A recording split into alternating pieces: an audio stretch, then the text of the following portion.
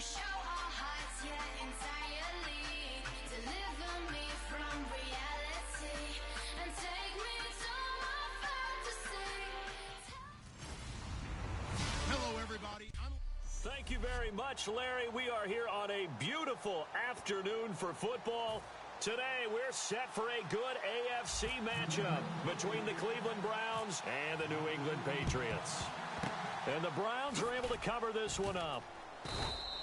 Now, they tried to give this home crowd something to cheer about early, but it failed. I don't know, maybe you try that on the road to get some momentum. What about here at home? Would agree with you totally on that. I think at home, you don't ever want to put your fans in a position where they're questioning what you're doing. And right now, they have to be in the stand saying, why would we even do that? We're already behind you. You don't need us anymore. And this one, boy, an unsuccessful attempt. That could really change the momentum of this game in a hurry. There's no sense in dancing around it. Not a lot of bright spots to talk about in Cleveland this year. But I think Isaiah Crowell, the running back, he's a guy we got to keep an eye on in the future. Short of 1,000 yards, it was hard for him to get enough carries to get there. Yeah, but he was healthy, started all 16 games. Coach Hugh Jackson, though, said it was his goal to get him to 1,000. You're right, though, just shy of that at 952. They don't want to waste his outstanding field position on this opening drive as they come up on third down. On third down, Griffin. Coleman has it here right side. They stop him for only 3 that time, and that'll bring up fourth down. One hallmark of good defenses is understanding the game, understanding positioning, and tackling immediately in the secondary after catches. I think we just saw that on display right there. Got to him before he ever had a chance to think about turning it upfield. So, of course, they wanted to find the end zone, but when you go on the road and your first drive results in points, I think you're pretty happy. You have to be, because you've taken it to the home team in this case. And while you may not have shut up the home crowd, you've quieted them down a little bit. Good way to start. They come out 5 wide, 3 of them to the right side. On first down, Brady. And Gronkowski's got it, complete over the middle. Just a yard on the catch there. It'll be 2nd and 9. Let's discuss this offense now. And Julian Edelman, very good player. Has really developed into a terrific slot receiver. And a lot of times he would be the primary receiver. Still mad coming out of college that he's not a quarterback in the NFL. He takes it out on the opposing defenses. I'm ready now for 2nd and 9.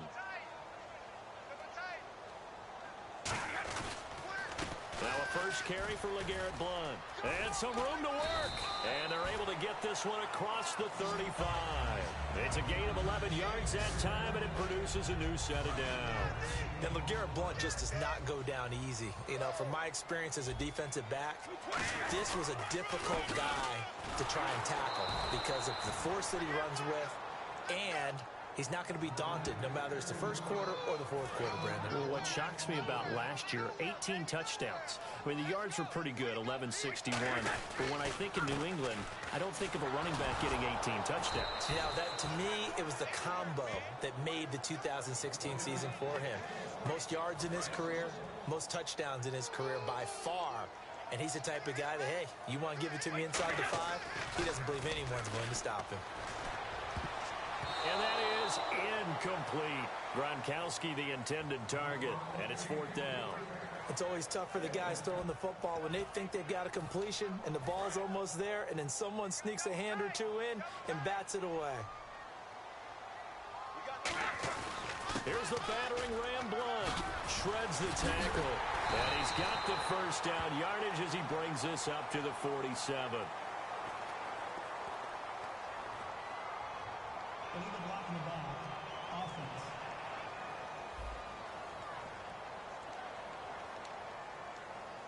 So on 4th down, the left-footed Ryan Allen to kick it away for the Pats. Oh, this is off the side of his foot. And out of bounds. This will depend on where they spot it, and they'll say at the 45.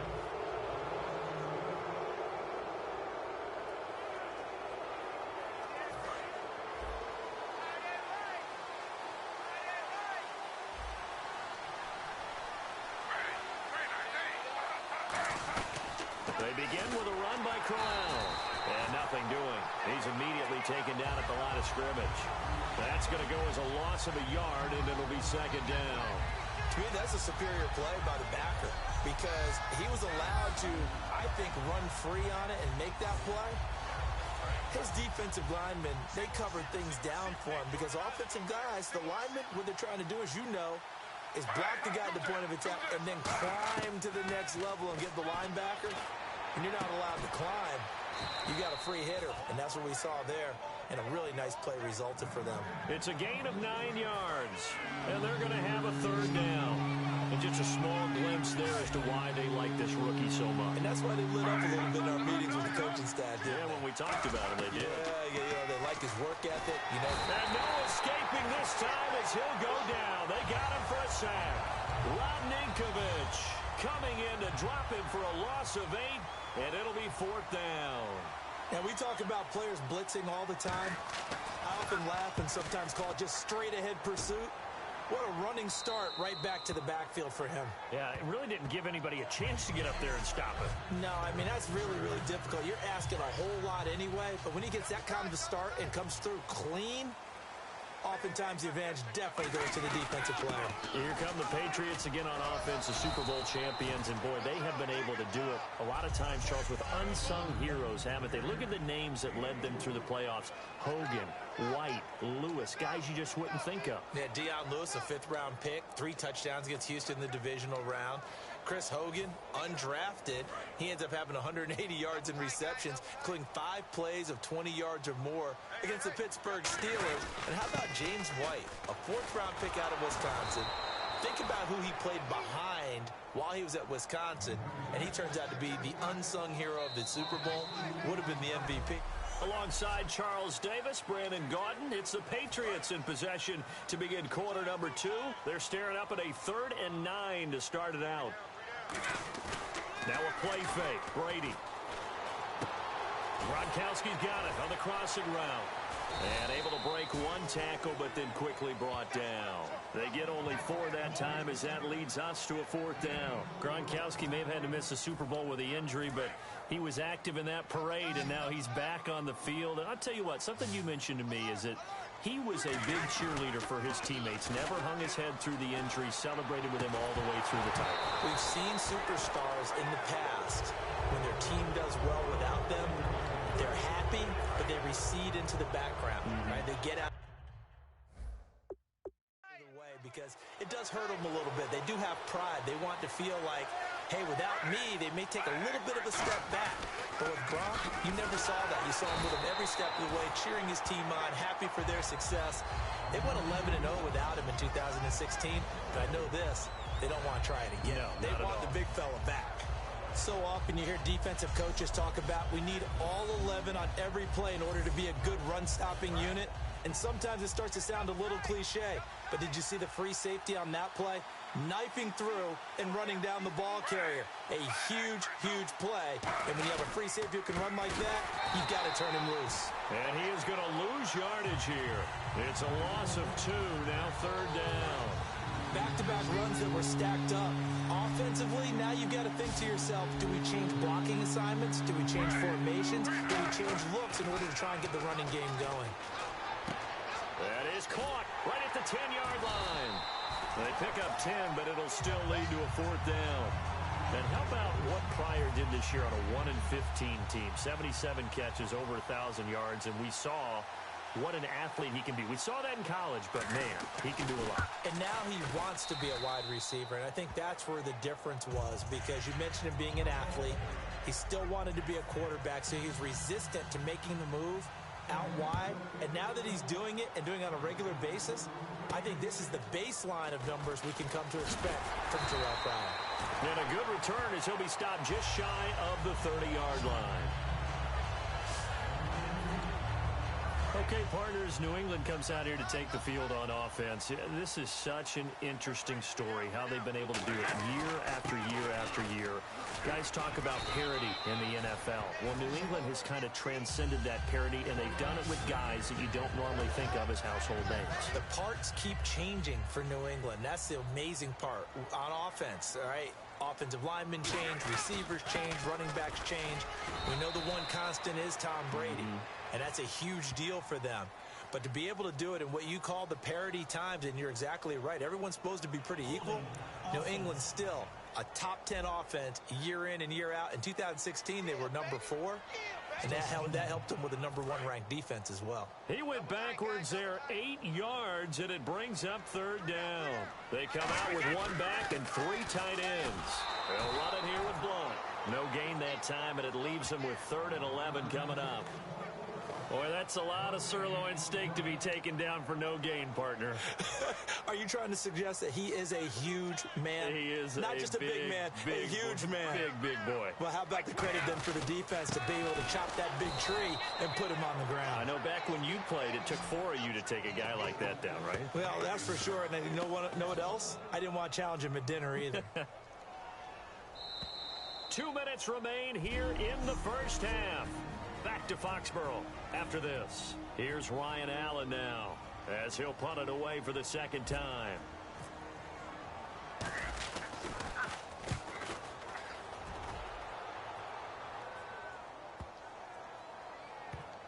And a great job here. This is going to turn out to be a beauty. This is marked down at about the 3-yard line. And as the Cleveland Browns come back out onto the field, they'll get going again on offense here in a second, but 1-15 this last year, and it's a franchise that since moving back to Cleveland in '99 has only been to the playoffs 1 time. Hard to believe, right? Just 2 winning seasons in that time frame only 2 as well. But I think there's optimism to be had here in Cleveland. I think that the fans, it's tough for them to see it after another 1-15 season, but I think that they have a plan in place to move this franchise forward. Ownership, front office, head coach, all in lockstep together with a vision and a plan that they intend to execute. The intended target was Corey Coleman, and it's 3rd and short. And the offense looking to pick up the 1st down after the 2nd down incompletion. Looks like a nickel set here defensively on 3rd and 2. Yeah, maybe expecting a throw. Griffin, he finds Coleman. And they're going to get the 1st down here across the 15-yard line. Now whistles come in. We're going to get a timeout here by the offense. It's just their first, so they'll have 2 remaining here before we get to halftime. The throw is RG3. Complete here to Gary Barnidge. And we are back here. I'm Brandon Gaudin alongside Charles Davis. So the offense takes the timeout. And now we're set to get going.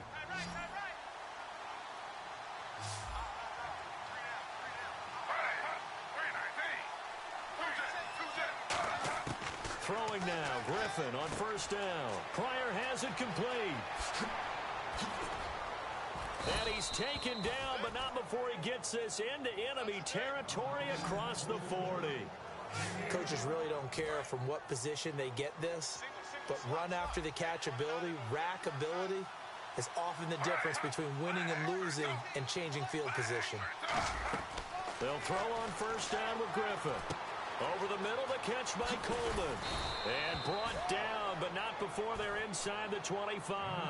They give them 15 more, and it's another 1st down. And here comes play number 6 on this drive. And now the passing game here in the 2nd quarter starting to heat up a little bit. Don't you feel the rhythm starting to happen, right? You see it. Now the confidence is starting to rise. I think now as a play caller, because that has happened, you lean on it a little bit more. You don't go totally away from running the football, but you do say, guess what? We can throw it. We can throw it well with a whole lot of confidence. So holding by the offense, and maybe now got to shift up what you want to do on the playbook. Yeah, definitely. Change what you're doing in the playbook, but boy, the advantage shifts to the guys on defense, doesn't it? Longer yardage situations, they often become bolder. And Parkey's kick is good. We have hit halftime. Still 2. And Larry apparently very brief in his report. Thanks anyway, my man, as we're already set for action.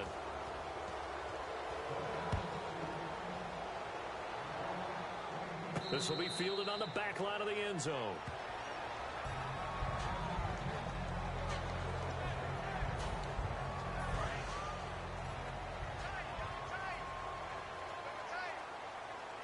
Blunt, the lone running back. And he'll get it up the middle. And he'll wind up with about 6, up past the 30 to the 31.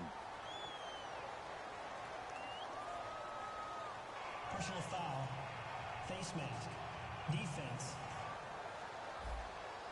Charles, I know it's hard when live bullets are flying, but you cannot keep your hand up around the face mask area. It is absolutely inexcusable nowadays. We talk about target areas all the time. You have to aim lower so that your hand doesn't get involved in the face mask. He's going to loft this one deep left, looking for Gronkowski, and it's intercepted. A great read, and it's picked off. And they're going to take over right there at the 22-yard line.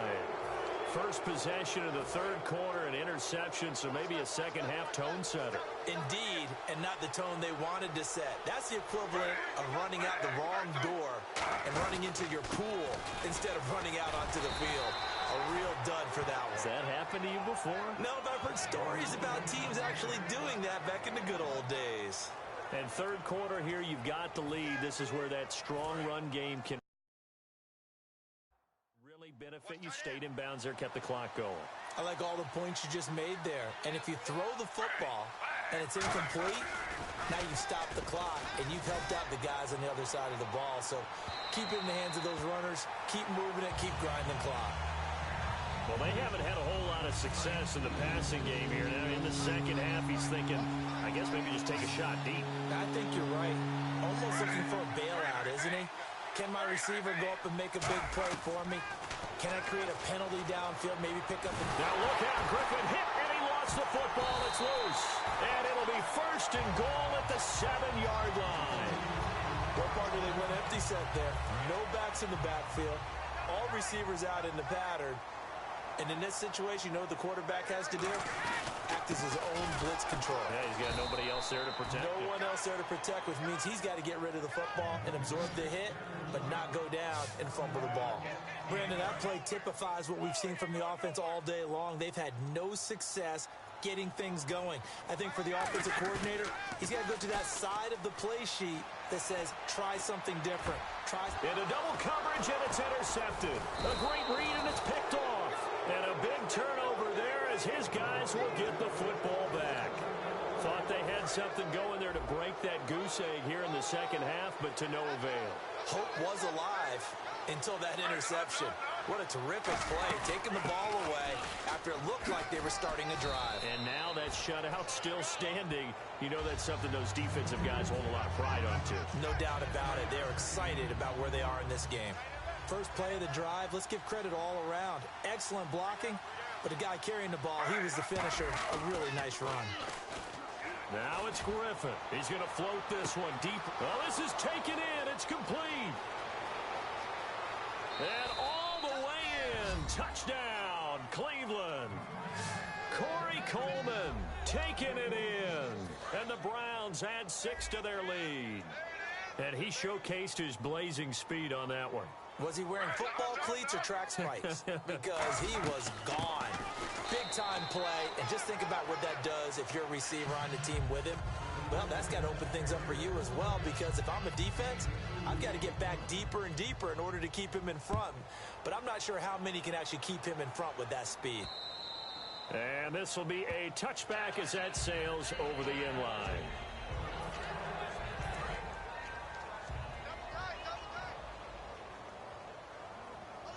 They come out with one back and 3 tight ends.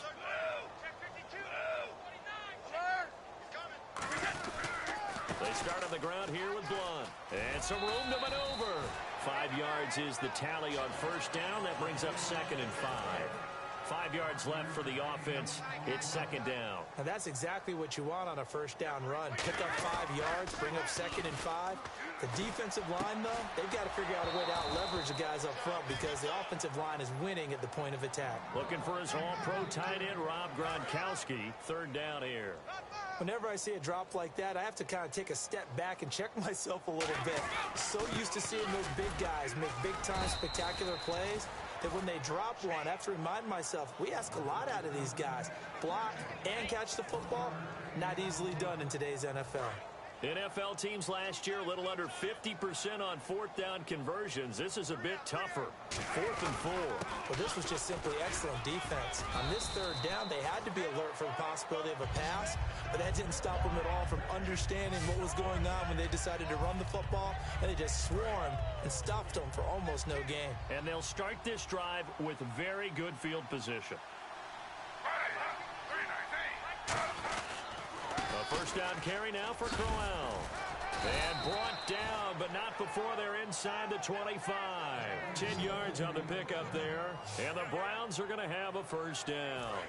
And that run was what a lot of people call an explosive run. Gave them good yardage, solid yardage. They feel good about the whole thing, and they did it behind a 2 tight end set.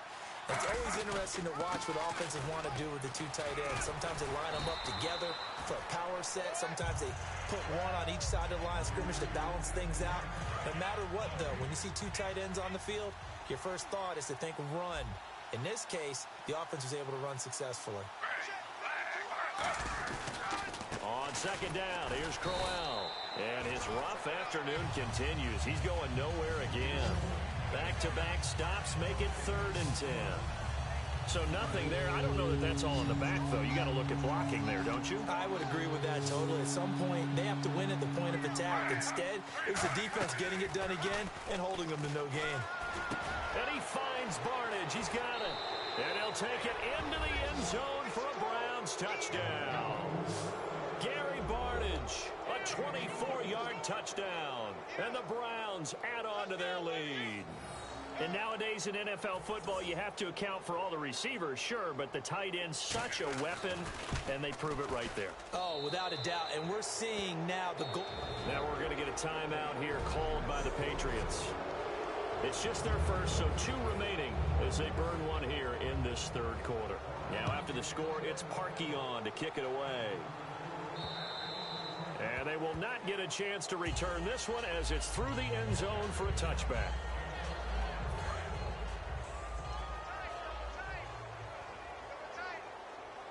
Blunt, the lone running back. He's going to get the football. And an alley to run. A nice run there, 9 yards, and it'll be 2nd down. Some runs are blocked so well, you almost forget that someone has to carry the ball to gain the yardage. The leverage by the offensive line to create space up front, really well done. And to the 42-yard line here and brought down there. It's an 8-yard pickup and leads to a new set of downs. And this should be the final play before the quarter ends. Back now in Foxborough. A lot of folks starting to make their way to the parking lot. Their guys trail big here to begin quarter number 4. They come out with 1 back and 3 tight ends. Brady gives now to Blunt. And give him about 5 as he gets this up to the 48-yard line. Offensive linemen love creating space for their guys carrying the ball. But when that guy also breaks tackles and creates extra yardage, they almost feel like he's one of them, and they really embrace him. Gronkowski's got it on the crossing route. And he's able to get this one down to the 40-yard line. Illegal block in the back. Offense.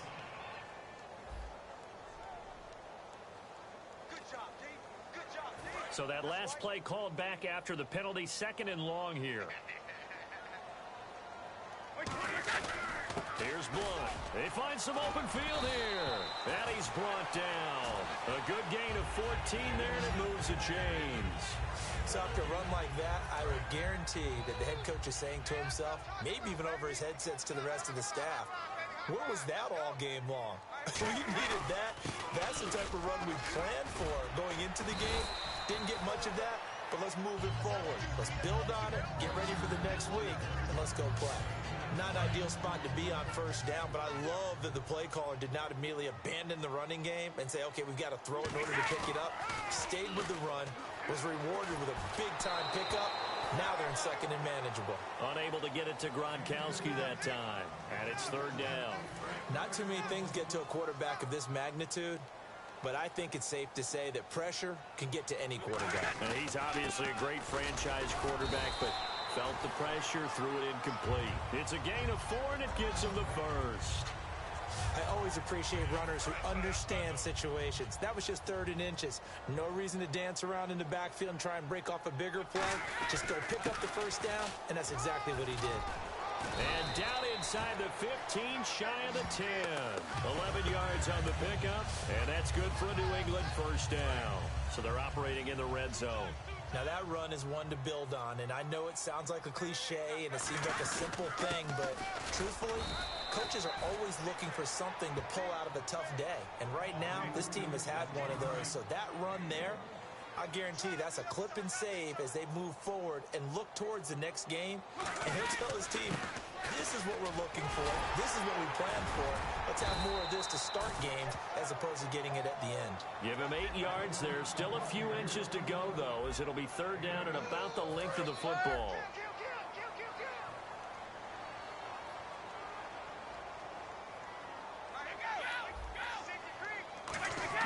Brady going to try and throw on 3rd down. And that's going to be caught for a Patriot touchdown.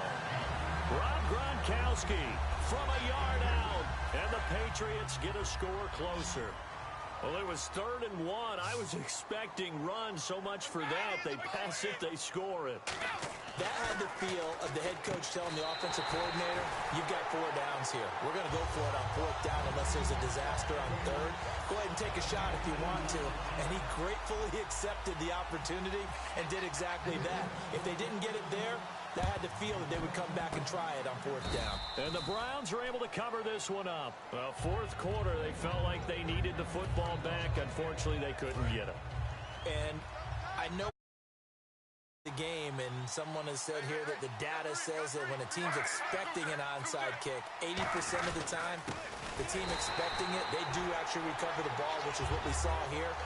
I just wonder if that number is much more of a anecdotal type of a number. Kind of like when the coaches tell us, well, when you score on special teams, 93% of the time you win the game. I'm still waiting to see that number is empirical. They come out here in the eye. They'll run it again with Crowell. And there just continues to be nowhere to run. He's bottled up again at the line of scrimmage. Holding offense. So oftentimes you see defensive holding. Here it's offensive holding for the flag.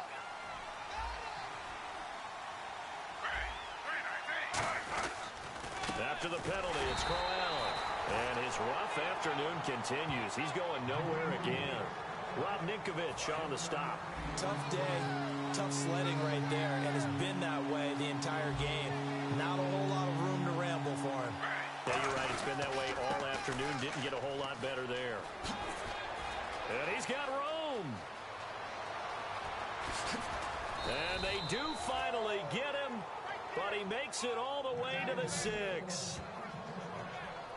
And that run has to be so deflating for the defense. They needed the stop. That might put the icing on the cake. Perfect word for it, because when an offense grinds a defense down and kind of takes their heart from them, and you see them start to sag, no better feeling for the team running the football. It's a gain of a yard, and it'll set up 2nd and goal. Be interesting to see now what they do offensively down near the goal line after not much there that time. As the offensive play caller, that may change your sequence now. Instead of coming right back with a running play, you may have to go to the air.